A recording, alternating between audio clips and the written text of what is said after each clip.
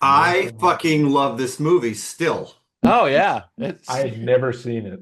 I So didn't the even have. backstory on this is a guy who only made a couple of features. One of them is Mhm. called Cherry 2000. Then there's this, and I think there might Bentley. be one other.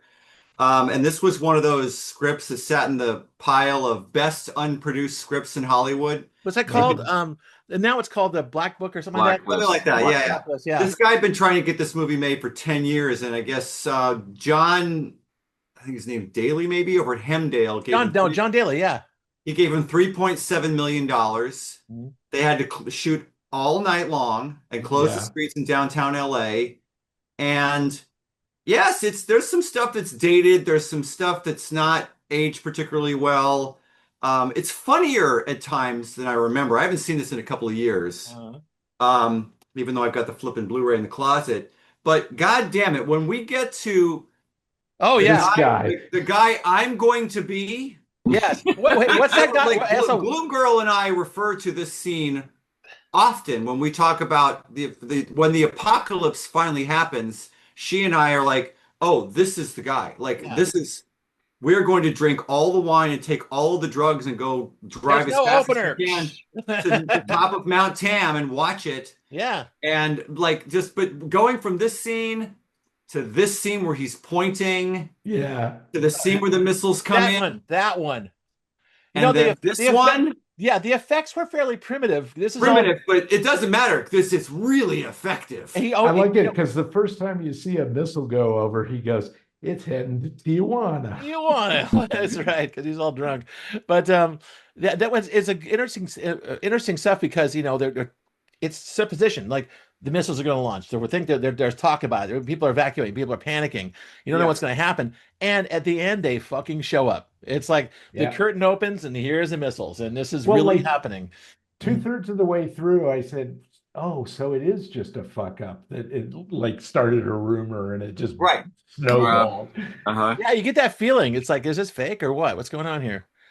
But it almost goes by in real time, which I didn't notice. Yeah, I we was only really got an hour noticing and a it this half, right? time.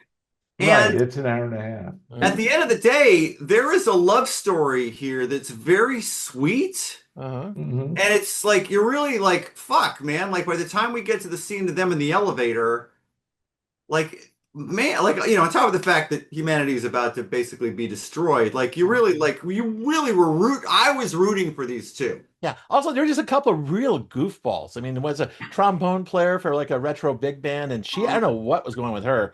She was just kind of a Besides loose. that horrible haircut. Well, Oh except for my the God. horrible haircut, that shag cut was big back then. Yeah, It yeah. was. She Also, looks like, yeah, the woman in oh God. so was Is it wearing cowboy boots with no No, pants. this scene Dead is well, Ringers? this scene is good. I think That this is. where he's just like just look me in the eyes Uh-huh.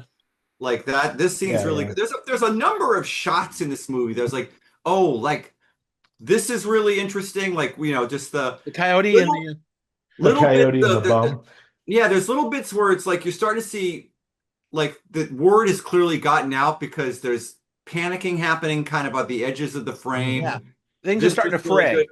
And then just from a camera standpoint, like that scene, like there's some this was clearly made with a lot of love. Yeah, it was. The guy, this whoever made this movie, Steve Jarnatt, really cared Yeah. about the movie he was making, and he made the best movie he could for $3.7 million Well, dollars. this film felt really storyboarded. I mean, everything, Yeah. the compositions were great. The lighting was always appropriate for the scene. I loved all the cameos. It's like half the cast of the Terminator was in this thing.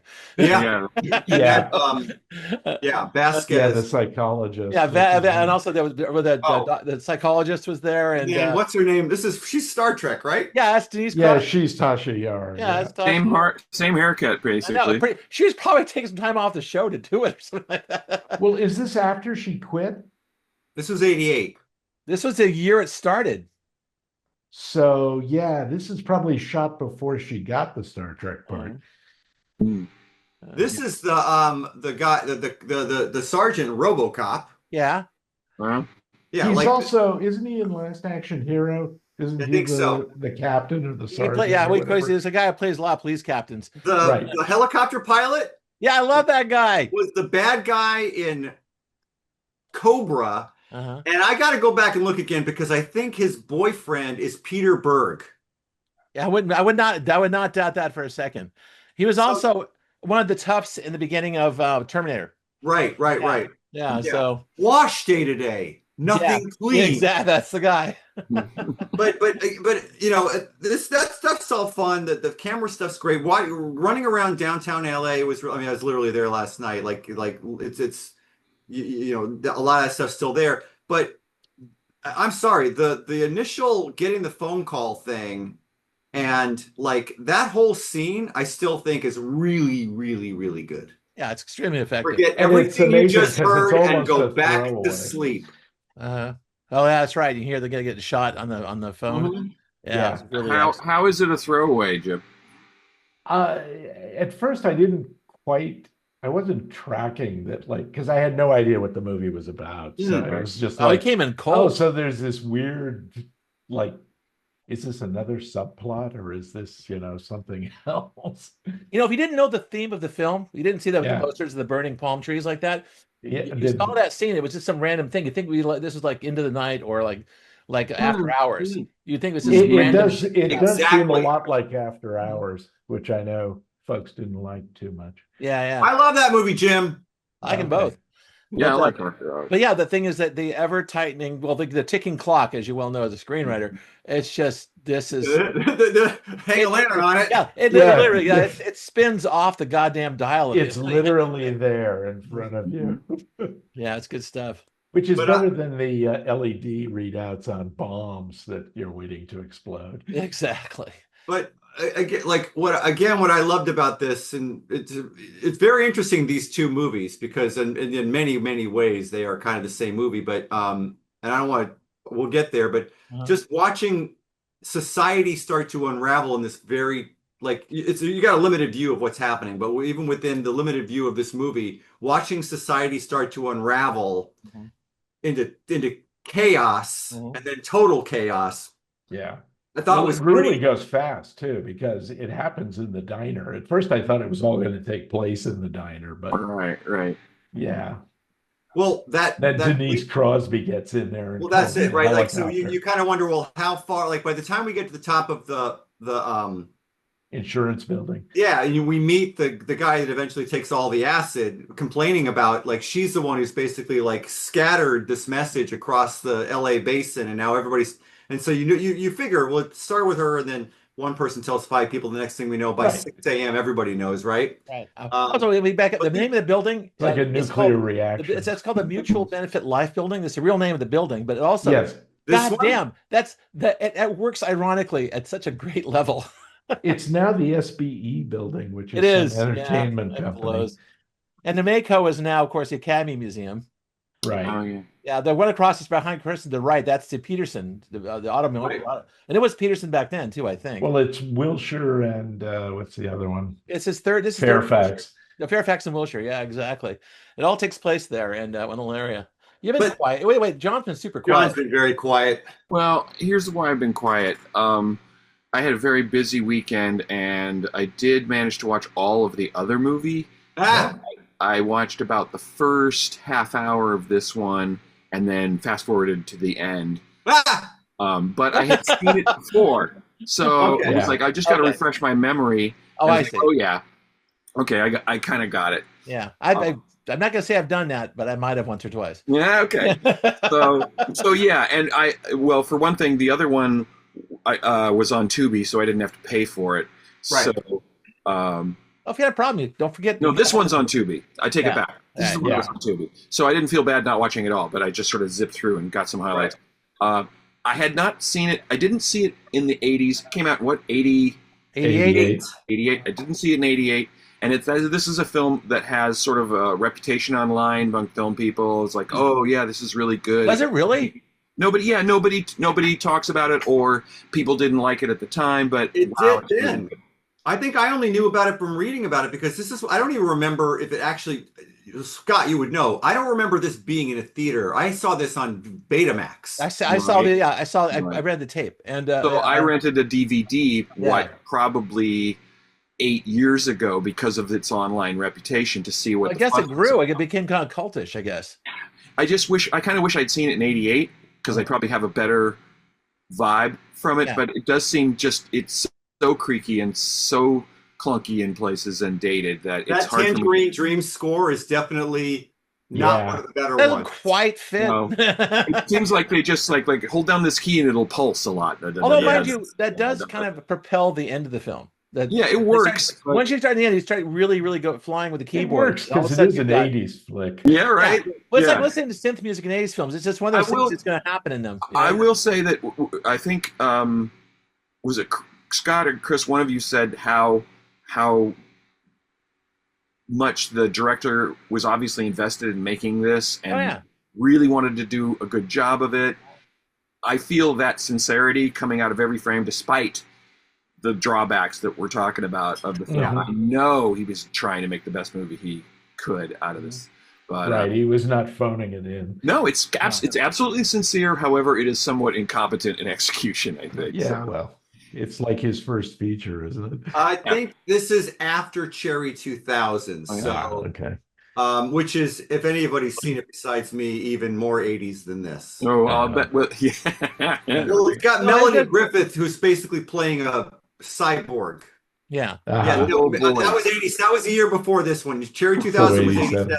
Miracle Mile was 88 or 89. This almost feels like an indie film. If this was done now, like with shot digitally, it'd probably have a different feel to it. But I think the way it's put together is no better or worse than, like, say, an A24 film. Well, You know, it's got the same sort of, like, you know, the guy really wants to make an interesting story, and he sometimes gets up his own butt a little bit, and that happens once in a while. But I think And it still happens to this day. But I think this film just paces out super well. but I mean, also it's all a bunch of set pieces. It's like, you know, the romance. Yeah, I didn't have a this phone call. problem with the timing. Yeah, the timing just gets it's more and Yeah, more I'll intense. give you And that. again, this is not one of those you break out in a sweat in the last 10 minutes of the movie. You're just well, like, but you remember. So think about this. So he wrote. You know, this was 10 years in the doing, right? So this movie was written probably In the like 70s, yeah. well, but we're like peak Cold War at that point, right? right. Yeah. Yeah. Day After and Threads was a few years later, and then And this is Night of the after Comet that, or and whatever. I earlier, remember- yeah. I remember, yeah. Well, that's like so. Those so are mid 80s. Yeah, this is late 80s. 84, 84, 85. Yeah. So think about like so this coming out 88 is a little. I think we're sort of into glasnost by this point, right? Right. Pretty Yeah. close.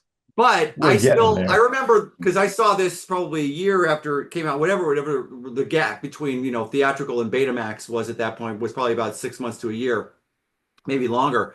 But I remember feeling like, well, this is still kind of relevant. Mhm. Like the nuclear Mhm. missiles being pointed at Russia and the United States. Like no. it's- In This 88, is this in is 88 the this is the when Jim kids- Cameron the was kids that making are not East here Coast- tonight. The two obviously- kids that are not here at the showing the thing tonight. They didn't grow up with it like we all did. No, we didn't. There was no duck and cover for those guys. This is like No, this was a very This is those directors coming of age who lived with that in the 70s and now they're making movies about it in the 80s. And I was just mentioning Jim Cameron because that's basically what every movie he made in the 80s was about. Yeah, no, Yeah. pretty much. And the thing is that dread, that dread of nuclear war, watching it actually happen. We saw I think that like things like the like Testament and like the Day After like that or Threads are like they're like Wagnerian operas of destruction. It's like the whole fucking world ends and like this one takes the same idea but it narrows it down to just a guy and a girl. Yeah. And Yeah, and but And it a few still and a kills few him blocks at in the LA. a few blocks in LA. That's all you It need. still killed That's- him, those two, and everybody else at the end. Yeah. Yes. Well, that eventually everybody else got involved, but you can't help that. But nonetheless, that was the kind of thing where that actually is a better film because it focuses you on something relatable. And it's like, oh, we're all going to die. They're going to get out. You're rooting for them to actually escape this thing, and they get Sure. so freaking close. Mhm, And even the last scene was kind of beautiful. That EMP would have taken everything out, yeah, man. well, it did. It took out their helicopter. The guy said Right. EMP. I can't. Of navigation's gone. It went into the La Brea tar pits. Okay, so speaking of the ending, Mhm. when I rented the DVD, there was a ending that is not in the version that I watched. Yeah, it's on the What? Blu-ray. It's on, On the Blu-ray. Blu-ray? You know what I'm Yeah. talking about, Chris. Go ahead, spill it, man. Yeah, go ahead, John.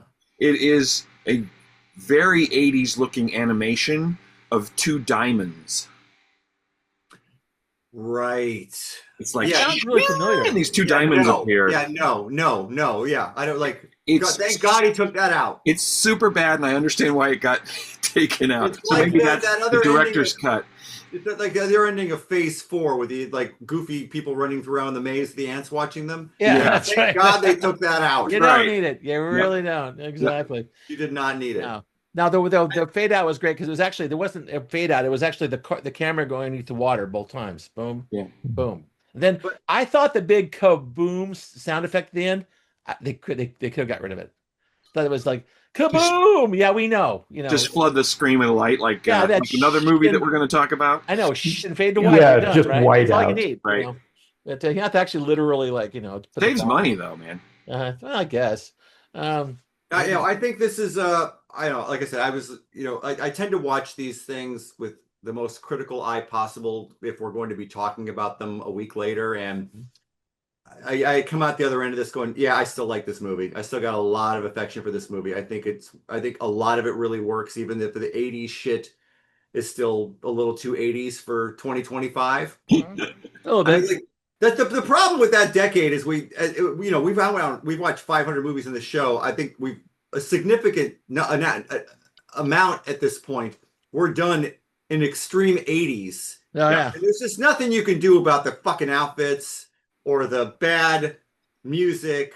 I don't think there's any saxophones in this movie, which is a there point. is right. Like that. It's all synthesizers, isn't it? There's some cheesy synthesizers from usually Dependable Tangerine Dream, but yeah. I blame John Carpenter. Right. Yeah, there you go. But if you were to freshen it visually, but don't really change the script so much, I mean, I don't know. I think that you could shoot this script as written tomorrow, and it would still be good. Also, mind you, the situation. Yeah, they could definitely do a remake. Yeah, situation with the nuclear missiles pointing to us and them hasn't really changed. We just don't talk about it anymore. We just don't talk about it. No, we're all how we all end up going is going to be infinitely stupider than depicted in this.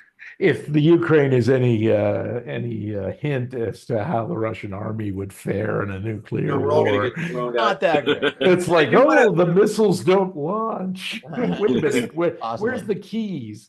What I did not remember. I thought you had the key. I thought you had no, comrade. What I did not remember going into it was that there's that couple of minutes in the middle when they're all getting ready and they're in the back of that van. And someone's making a list of like, go get the great minds, and there's just writing down like the most insane Dr. Joyce Brothers. And Isn't it her that's doing with that? a straight fucking exactly. We need great minds, and I'm like, we need great minds. It's like the waitress and somebody else. Yeah, it's like the screenwriter just like dial satire all the way to 13. Yeah. And then dial it back. Yeah. Well, there's some comedy in this thing. There's no argument. Between like the cook, the black cook, the police sergeant, and Denise and somebody else there too. They're just like, I like how the Latino like busboy comes out at some point. It's like, what's going on? It's literally like we cherry pick every caricature. Yeah. Mind you, demographics. It's funny that I think the stewardess running lines at her table. And you find out I laughed out loud at that when she was I love when she goes, and I'm borrowed this from my sister. Yeah, the thing about the director's direction, the path of this film is that it's a little bit of it's a bit of a satire. There's comedy in it, and there's a part where he like sees that guy, he basically hijacks that car with the guy with all the stereos in the back. Oh, yeah. They go get gas, and that's more comedy there. That's and things like that. That's a big part of 80s cinema too. Yeah, there's a kind of light feel to the whole film. Then the part near the end, and they got the black guy with the things in his car, take the patrol car away. He crashes into the May Company and fucking dies. And they thought they were going to die there, and all of a sudden the police. He went to pick up his sister. And by the way, that's Bubba from Forrest Gump. That's right. Yeah. And the thing is, he dies, and then after that happens, all the police run away.